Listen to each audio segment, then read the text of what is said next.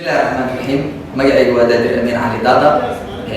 وحنا هاي معلنك كحول كوبا عكتي جديدك وتبارك iyo macalinka xulka gobolka Banaadir kooxda kubadda cagta gobolka Banaadir runtii maanta waxaan aad ugu faraxsanahay in la igu soo dhaweeyo isbitaalka weyn ee Kalkaal oo aan hadda ku suganahay runtii maamulka iyo shaqaalaha guud ee gobolka isbitaalka Kalkaal waxay aad noo fidiyeen howlihii maanta aan taa u imaanay runtii waa sida qurux badan ugu soo dhaweeyay waxaan jeclaysan lahaa insha Allah dhammaan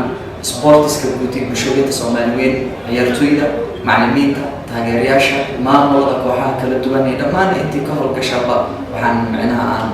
aan talahaan u jeedin doonaa insha Allah in ay maanta soo gaaraan waxaan aaminsanahay maamulka Kalkaal iyo shaqaalaheeda sida ay soo dhaweeyeen si ka hor badan inay soo dhaweey doonaan waxaan kaloo aan sheegayaa dhammaan ciyaartoyda ka ciyaarta dalka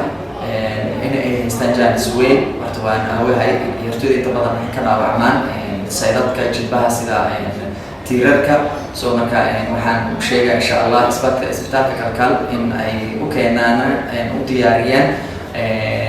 waxyaabihii fududeedaha jilibka waxay keeneen dhakhaatiir fiican oo maxaa la sheegay qaliimada ah jilibka oo maxaa la sayradka waxaan aaminsanahay insha Allah in aan macnaha wax fiican soo dhaweyn fiican tayo fiican aad heli doontaan insha Allah Ilaahay gaarsiiyo waxaan arkay sida qurux badan maanta ay ugu howlgaleen iyo mudnaanta fiican ee siiyaan isbitaalka Kalkaal mar walba waxaan leeyahay insha Allah iyo wax walba u baahdo Ilaahay gaarsiiyo aniga ahaan waa imaan doonaa idinkan ka soo gaaran leeyahay insha Allah dhammaan ciyaartoyda Soomaaliyeed ama baahda isboortiga dalka iyo intaba ka howlgashay insha Allah aad u mahadsantahay. Assalaamu calaykum wa rahmatullahi wa barakaatuh.